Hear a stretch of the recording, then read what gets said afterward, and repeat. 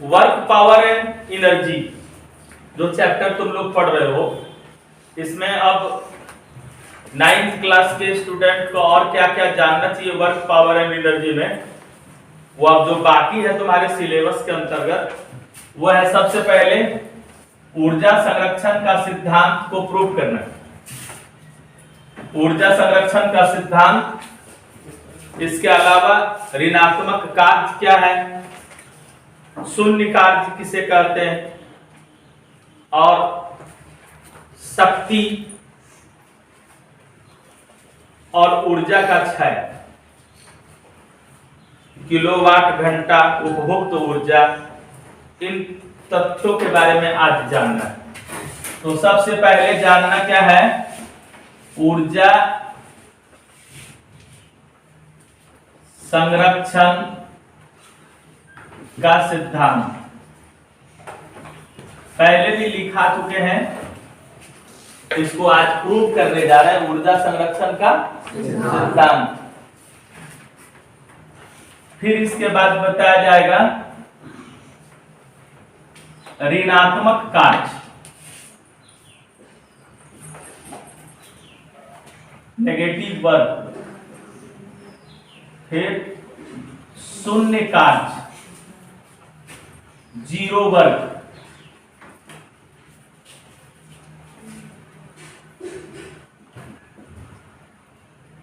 Negative work,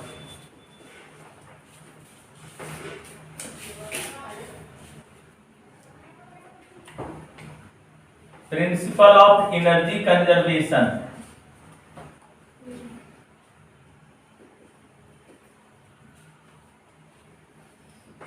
या फिर theory of energy conservation.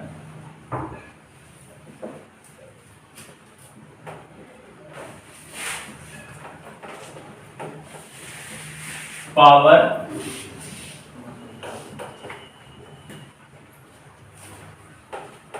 और कंज्यूम एनर्जी,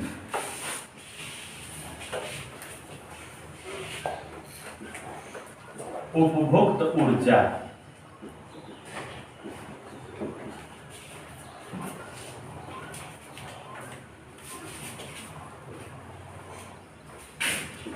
यही 5 ऐसे पॉइंट्स हैं जो खत्म कर दिया जाएगा। कार्य, ऊर्जा और शक्ति का चैप्टर 9th क्लास के लिए पूरा हो जाएगा। इसके पहले जो पढ़ा है उसके बाद यही सिर्फ इतना ही बचा हुआ है। ऊर्जा संरक्षण का सिद्धांत प्रूव कैसे किया जाए, तो सबसे पहले तो ये तुम लोग जान रहे हो कि ऊर्जा संरक्षण का सिद्धांत क्या है। ऊर्जा संरक्षण का सिद्धांत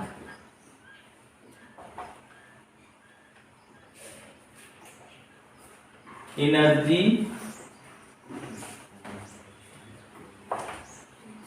कंजर्वेशन थ्योरी। कोई फिक्स सराउंडिंग की बात करते हैं, एक मान लेते हैं यूनिवर्स, पूरा विश्व, इसमें सब ग्रह उपग्रह यानी हमारी पृथ्वी, मंगल, जितने भी ग्रह उपग्रह है सब, सौर मंडल के अतिरिक्त और बहुत सारे सौर मंडल हो सकते हैं। तो पूरे विश्व में यानी इस ब्रह्मांड में ऊर्जा हमेशा फिक्स है।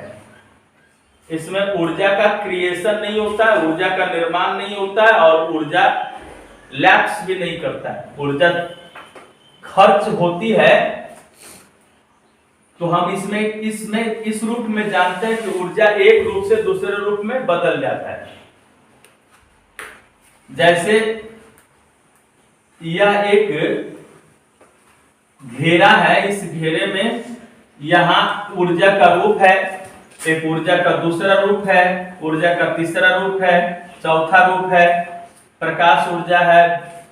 इसके अलावा गतिज ऊर्जा है, स्थितिज ऊर्जा है, जितने तरह की ऊर्जा तुम लोग पढ़े हो, ऊर्जा का मात्र रूपांतरण हो रहा है, ऊर्जा क्षय नहीं हो रही।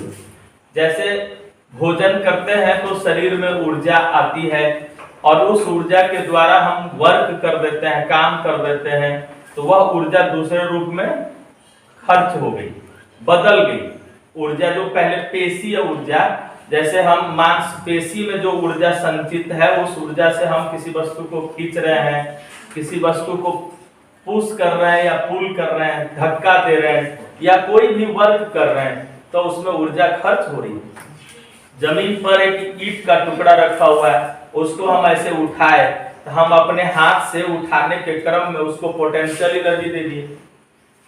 ऊर्जा पहले थी हमारे हाथ में किस रूप में? पेशीय ऊर्जा के रूप में। मांसपेशियों में संचित ऊर्जा को पेशीय ऊर्जा के नाम से जाना जाता है। वह पेशीय ऊर्जा हम पत्थर को दे दिए उठाते समय, ईंट उठा रहे थे ईंट में दे दिए, और वह ऊर्जा बदल गया स्थितिज ऊर्जा के रूप में। अब उसको हम थ्रो कर दिए, फेंक दिए, तो वो स्थितिज ऊर्जा बदल गई गतिज ऊर्जा के रूप में।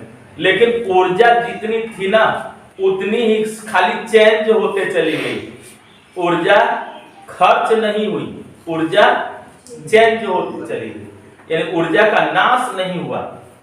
इस प्रकार ऊर्जा ना तो हम ब्रह्मांड में उत्पन्न कर सकते हैं, टोटल ऊर्जा सिर्फ हम लोग लेते, जैसे प्रकाश की ऊर्जा है, वो आ जाता है फोटोसिंथेसिस की क्रिया कराने लगता है, प्रकाश संश्लेषण की क्रिया, तो उसमें प्रकाश की ऊर्जा विभव ऊर्जा या रासायनिक ऊर्जा के रूप में बदल गया और खाद्य अणुओं में जाके जमा हो गया।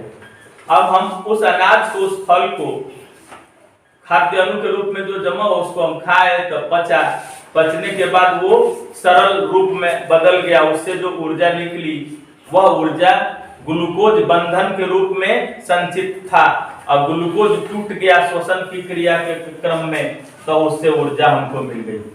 तो ऊर्जा थी कौन? प्रकाश की ऊर्जा, लेकिन वो हमारे शरीर में ऊर्जा आ गई और उससे हमको ताकत मिलने लगा, हम चल सकते हैं, टहल सकते हैं, काम कर सकते हैं।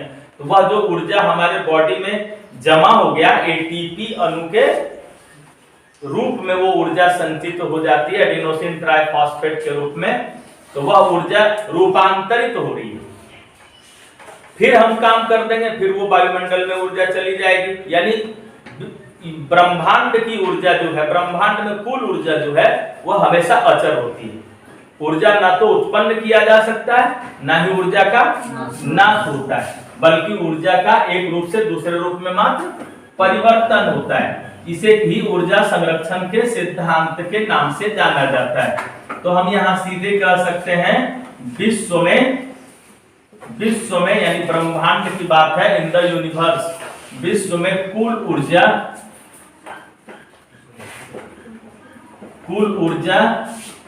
अचर होती है। ऊर्जा ना तो उत्पन्न होती है, ना ही ऊर्जा का नाश होता है, बल्कि ऊर्जा का एक रूप से दूसरे रूप में मात्र परिवर्तन होता है। यहां तक तुम लोग तो पहले से ही पढ़ चुके हो।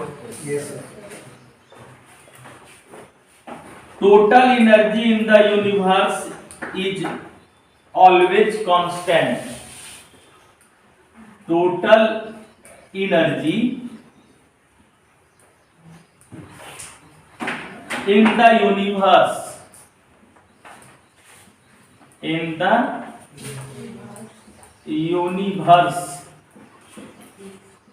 is always constant. It can't be create or destroy,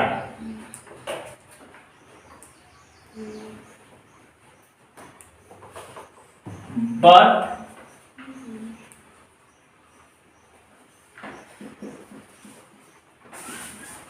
it change their hormone, यह मात्र अपने रूप में परिवर्तन कर लेता है। ऊर्जा एक रूप से दूसरे रूप में परिवर्तित हो जाती है। ऊर्जा का यह परिवर्तन ही ऊर्जा संकट पैदा करता है। जैसे ऊर्जा का कुछ ऐसा रूप है जिसका हम उपयोग नहीं कर सकते। जैसे प्रकाश की ऊर्जा थी, उसका हम प्रकाश संश्लेषण में उपयोग हो गया या अन्य कार्यों में उसका उपयोग कर लेते हैं।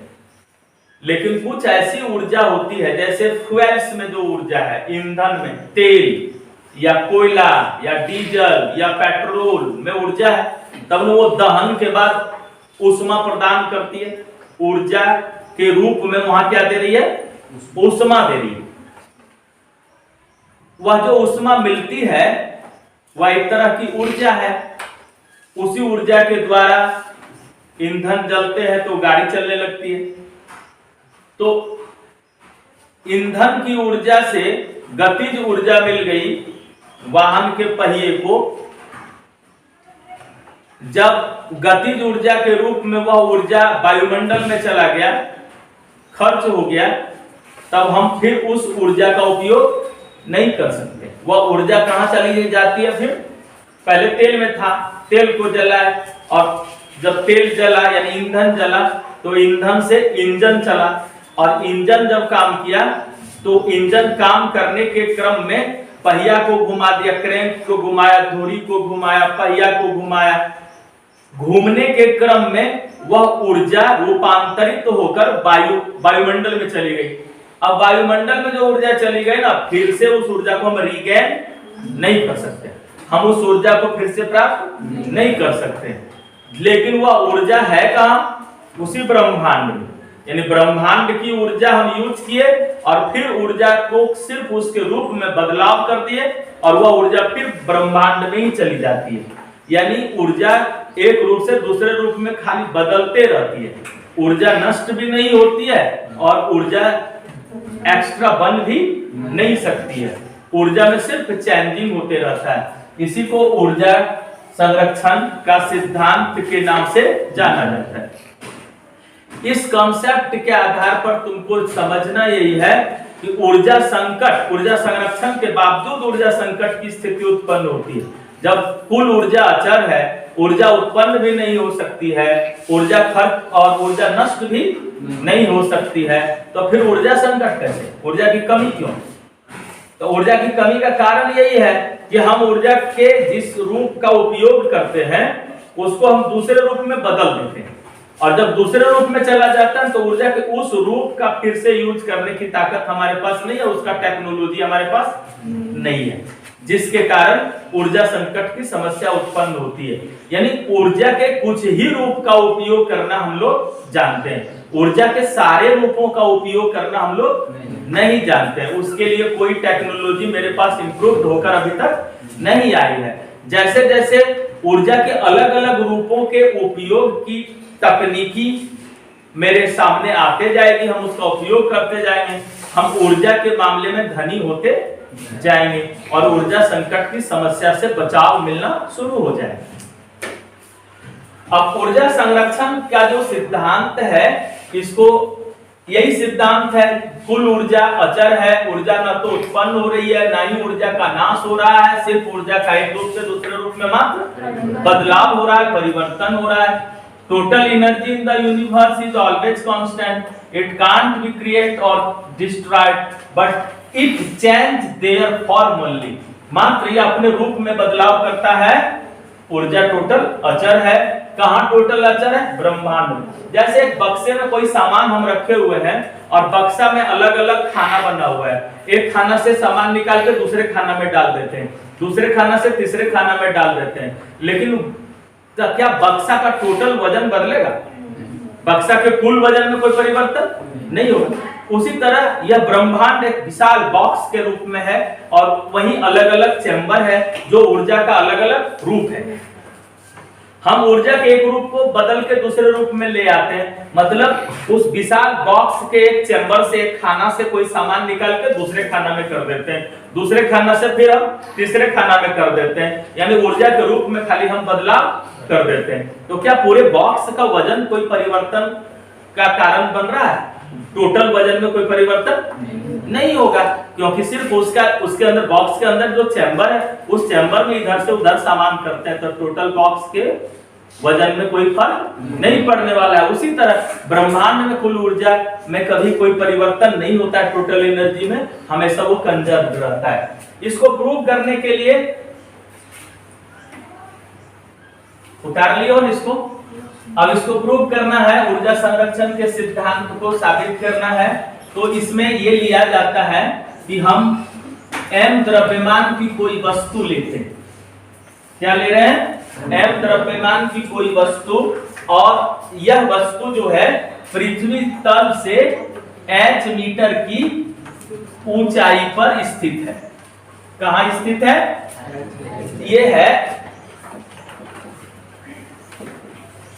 अर्थ सरफेस,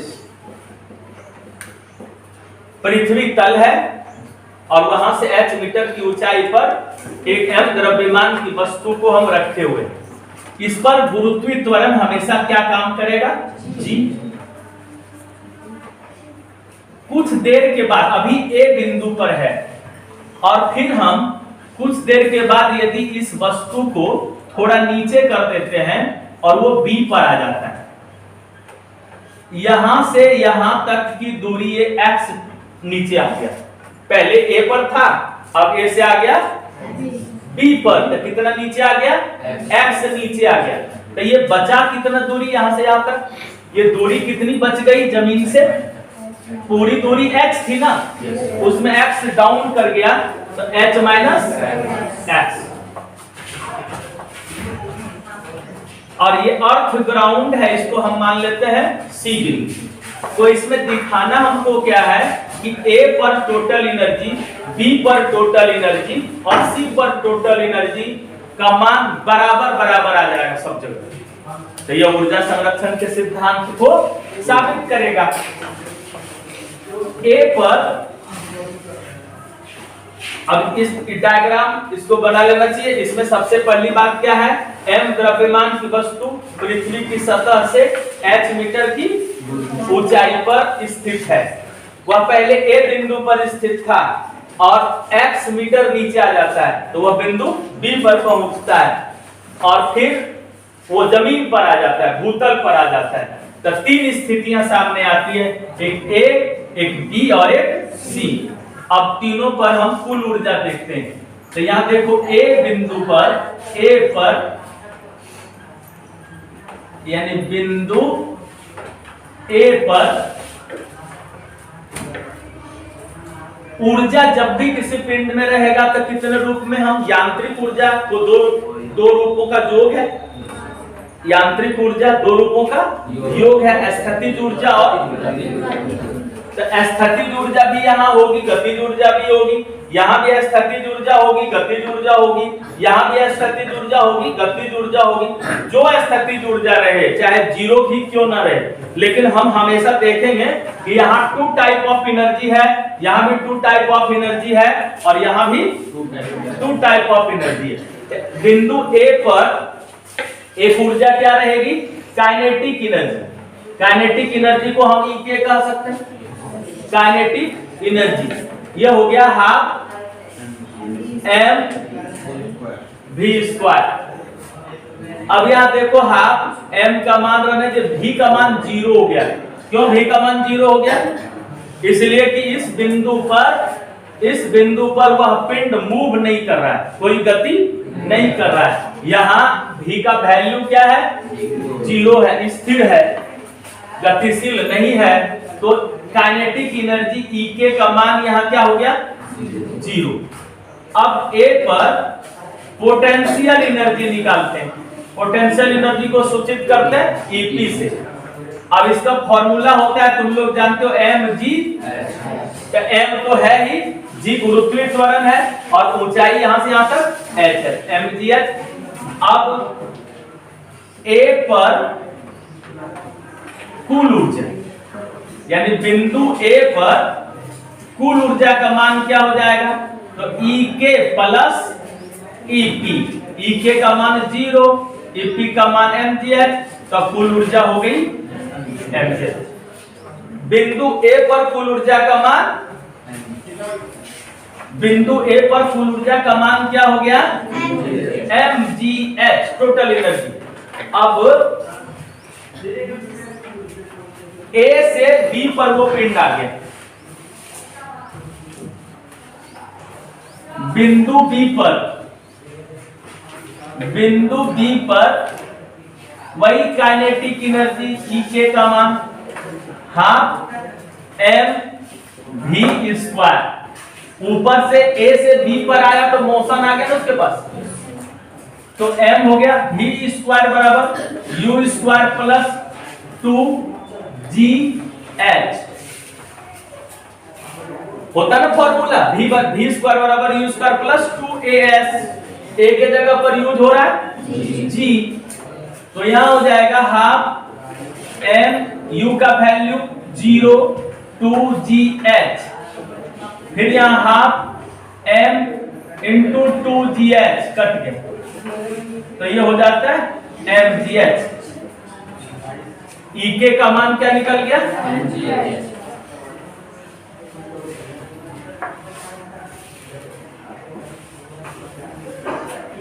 गतिज ऊर्जा ई के बराबर हाफ एम वी स्क्वायर, तो हाफ हो जाता है एम हो गया यू स्क्वायर प्लस 2gh। अब यहां देखना है h का जो मान है वो कितनी दूरी तय करके आया, a से b तक कितनी दूरी है, x दूरी है, तो यहां h के जगह पर x हो गया, इसलिए mg x काइनेटिक एनर्जी क्या निकला, mgx। x क्यों, क्योंकि a से b तक की जो दूरी है वो दूरी कितनी ट्रेवल की गई, तो x मीटर, तो हम यहाँ x लिखते हैं ई के का मान। अब फिर पोटेंशियल एनर्जी निकालेंगे तो हो जाएगा mg, और h जो होता है वो कहां से, यहां से ये कितनी ऊंचाई पर है, जमीन के तल से, भूतल से कितनी ऊंचाई पर है, h माइनस x। अब यहाँ mgh माइनस mgx, b पर कुल ऊर्जा,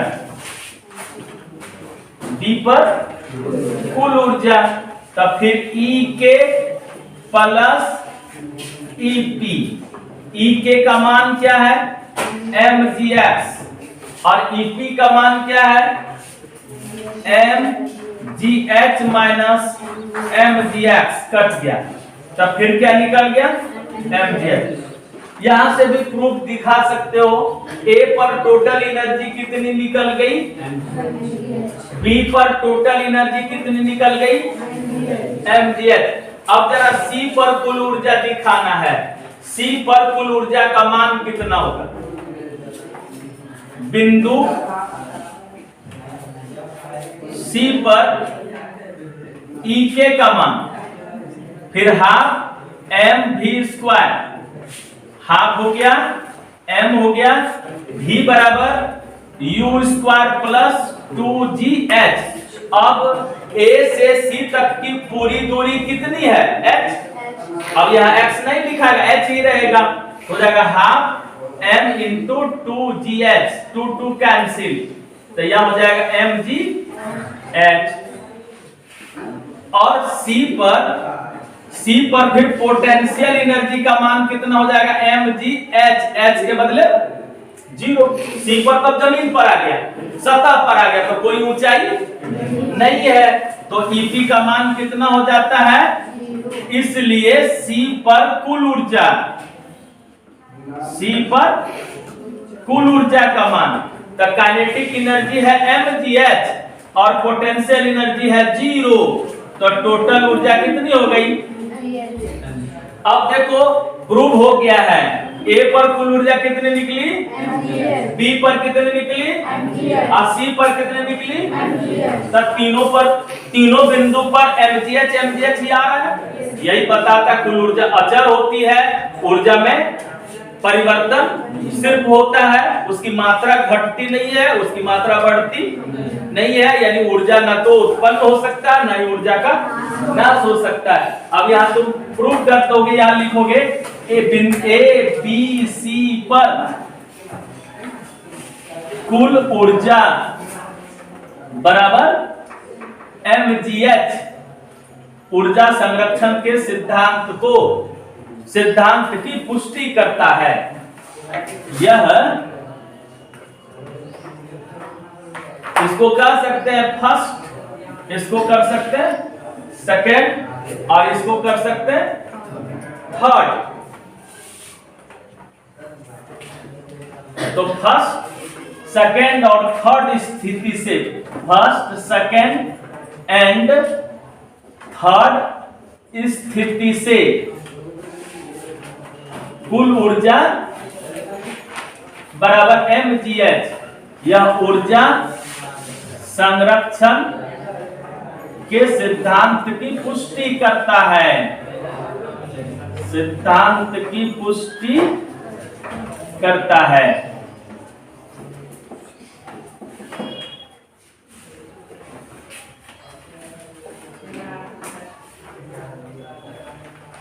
जल्दी नोट कर लेना है।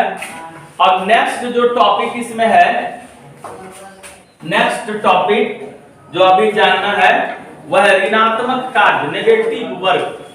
नेगेटिव वर्क का मतलब क्या है कि एक ऐसा वर्क है जिसमें फोर्स लगेगा, जिस दिशा में डिस्प्लेसमेंट हम लाना चाहेंगे उसके विपरीत दिशा में डिस्प्लेसमेंट हो जाएगा। जैसे एक बॉल को हम यहां से जोर से फेंक दें और दीवार पर बॉल लगे और बॉल उधर से लौट के फिर यहीं आ जाए, तो डिस्प्लेसमेंट अपोजिट डायरेक्शन में हुआ। क्योंकि बॉल इधर से गया, हम डायरेक्शन, हम फोर्स का डायरेक्शन क्या दे रहे थे, पूरब के तरफ, लेकिन बॉल टकरा के आ गया पश्चिम की ओर। तो जिस दिशा में हम बल लगाएं और विस्थापन जस्ट उसके विपरीत दिशा में हो जाए। एक बॉल को जमीन पर जोर से पटक देते हैं, तो हम बल लगा रहे हैं नीचे और उतना ही जोर से बॉल ऊपर की ओर गति करेगा, तो डिस्प्लेसमेंट होगा ऊपर। यानी फोर्स के अपोजिट डायरेक्शन में यदि डिस्प्लेसमेंट होता है, जिधर हम बल लगाते हैं उसके विपरीत दिशा में डिस्प्लेसमेंट होता है, तो ऋणात्मक कार्य। ऋणात्मक कार्य ऐसा होता है ना कि हम यहां से किसी बस एक पत्थर का टुकड़ा हम किसी को मारने के लिए फेंके और पत्थर का टुकड़ा जाके लग गया कुछ ऐसे दीवार में या एक पोल में या किसी वस्तु में लगा और वहां से टकरा के आके हम ही को लग गया, तब नेगेटिव कार्य हुआ कि नहीं। हम कार्य करना चाह रहे हैं कुछ दूसरा, लेकिन हो जाता है जस्ट उल्टा। हम हर्ट पहुंचाना चाह रहे थे दूसरे को, लेकिन हमारे बल से ही हर्ट खुद हमको पहुंच गया। ऋणात्मक कार्य। ऋणात्मक कार्य किसे कहते हैं, जिसकी परिभाषा क्या हो जाएगी नेगेटिव वर्क का। इधर बैठा सकते हैं इसको।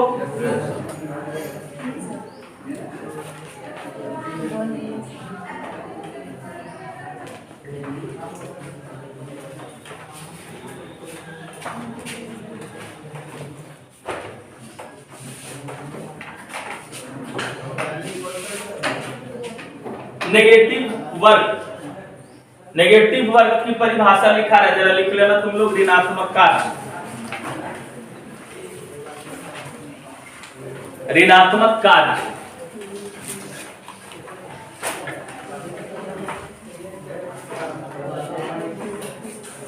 यदि विस्थापन बल के विपरीत दिशा में उत्पन्न होती है, यदि विस्थापन बल के विपरीत दिशा में उत्पन्न होती है, तो किया गया कार्य ऋणात्मक कार्य कहलाता है। उत्पन्न होती है तो किया गया कार्य ऋणात्मक कार्य कहलाती है।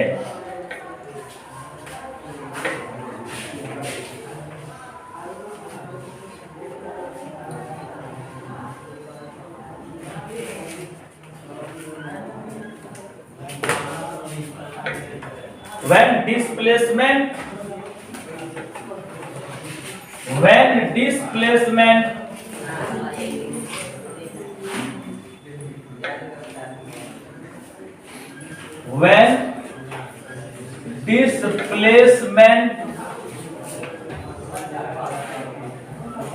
occur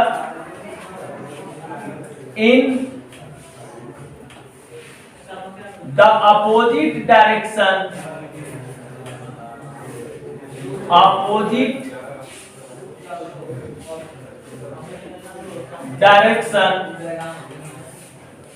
of applying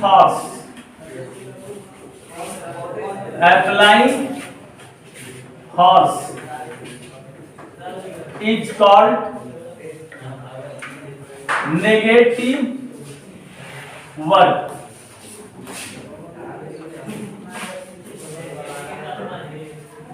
एग्जाम्पल इसका यही दे सकते हो, 2-3 एग्जाम्पल अभी दिए कि हम किसी बॉल को जमीन पर पटकते हैं तो बॉल ऊपर की ओर गति करता है, ऋणात्मक कार्य का उदाहरण हो गया।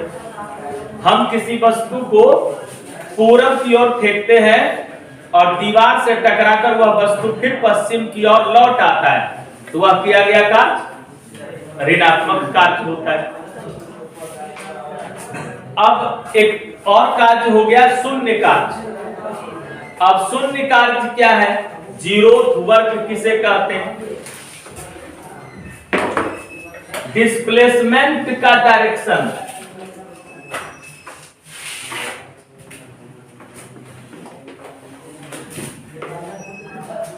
डिस्प्लेसमेंट जीरो वर्क शून्य कार्य।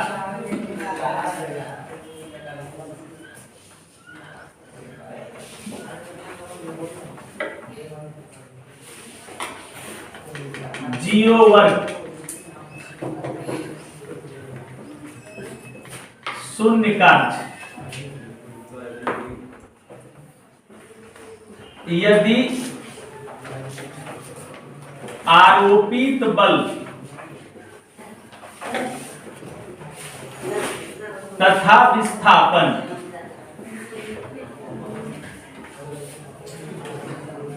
विस्थापन के बीच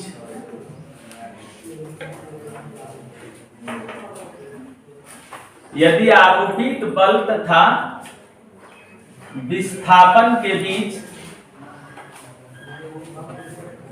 90 डिग्री अर्थात समकोण बनता है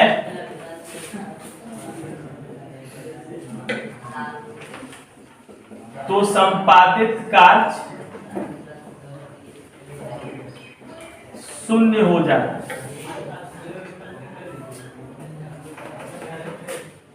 कार्य W बराबर F S cos theta. Theta का मान जब 90 डिग्री हो जाएगा तो W F S cos 90 degree. Cos 90 degree का मान 0, इसलिए W बराबर 0। यह शून्य कार्य है। प्लेटफॉर्म नंबर 1 से प्लेटफॉर्म नंबर बी पर, प्लेटफॉर्म नंबर 1 से प्लेटफॉर्म नंबर 2 पर एक कुली सूटकेस को या सामान को लेकर पहुंचा देता है। तो इस स्थिति में 90 डिग्री का कोण बनता है। एक प्लेटफॉर्म दूसरे प्लेटफॉर्म से पैरेलल होते हैं। पैरेलल होने के कारण 90 डिग्री का कोण बल एवं विस्थापन के बीच बनता है, इसलिए किया गया कार्य का मान शून्य होता है।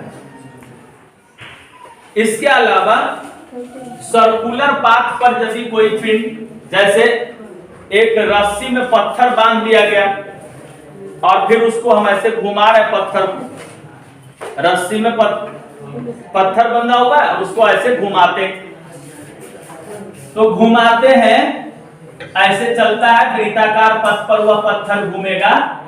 तो ये त्रिज्या है रस्सी, ये बल की दिशा हो गई और विस्थापन की दिशा लंबवत होगी स्पर्शीय रूप में। तो तुम लोग को मालूम है कि स्पर्श रेखा त्रिज्या के साथ समकोण बनाती है, 90 डिग्री बनाएगी। तो यहां भी जो कार्य होगा वो 90 डिग्री के कारण शून्य कार्य होगा। और ऐसे भी यहां से चलना शुरू किया, फिर घूमकर वापस यहीं आ गया। सूर्य के चारों ओर पृथ्वी घूम रही है, पृथ्वी के चारों ओर कोई उपग्रह घूम रहा है, तो इस क्रम में, घूमने के क्रम में ये बल और विस्थापन दोनों के बीच का कोण हमेशा 90 डिग्री ही बनेगा, क्योंकि विस्थापन कैसा है, एकदम सीधा सीधा है। तो यह स्पर्श रेखा है, वृत्त की त्रिज्या के साथ स्पर्श रेखा हमेशा 90 डिग्री का ही कोण बनाती है। त्रिज्या हो गया बल की दिशा और स्पर्श रेखा जो है वो हो गया विस्थापन की दिशा। तो दोनों के बीच कोण बन रहा है 90 डिग्री, इसलिए cos 90 डिग्री का मान 0 हो जाएगा। फॉर्मूला होता है W बराबर FS cos थीटा। तो 0 होने से टोटल वर्क का मान 0 हो गया। दूसरे अर्थ में इसको जान सकते हैं कि वृत्ताकार पथ पर कोई पिंड गति कर रहा है, तो जहां से चला घूमकर फिर वहीं आ गया, तो डिस्प्लेसमेंट का मान 0 हो गया, इसलिए किया गया कार्य भी 0 हो गया। एक व्यक्ति घर से बाजार जाता है और बाजार से फिर वापस घर आ जाता है, तो डिस्प्लेसमेंट का मान क्या हो जाता है, 0, तक किया गया कार्य भी हो जाएगा 0। शून्य कार्य की परिभाषा बताया गया, यदि आरोपित बल तथा विस्थापन के बीच 90 डिग्री यानी समकोण बनता है तो संपादित कार्य शून्य होता है। ऋणात्मक कार्य और शून्य कार्य बताया गया। अब इसके बाद दूसरे दिन फिर पावर के बारे में बताना है। एक दिन का क्लास शक्ति का रहेगा, जो नेक्स्ट पॉइंट था उसमें कंज्यूम एनर्जी के बारे में बताया जाएगा, उपभोग ऊर्जा के बारे में। तो आज के क्लास में ऊर्जा संरक्षण के सिद्धांत को हमने प्रूव किया। ऊर्जा संरक्षण का सिद्धांत क्या बताता है कि विश्व में कुल ऊर्जा अचर होती है, ऊर्जा न तो उत्पन्न होता न ही ऊर्जा का नाश होता है। उसको प्रूव करने में एकदम आसान है कि हम 3 स्थिति ले लेंगे, एक H ऊंचाई पर A और थोड़ा नीचे फिर B और जमीन पर C।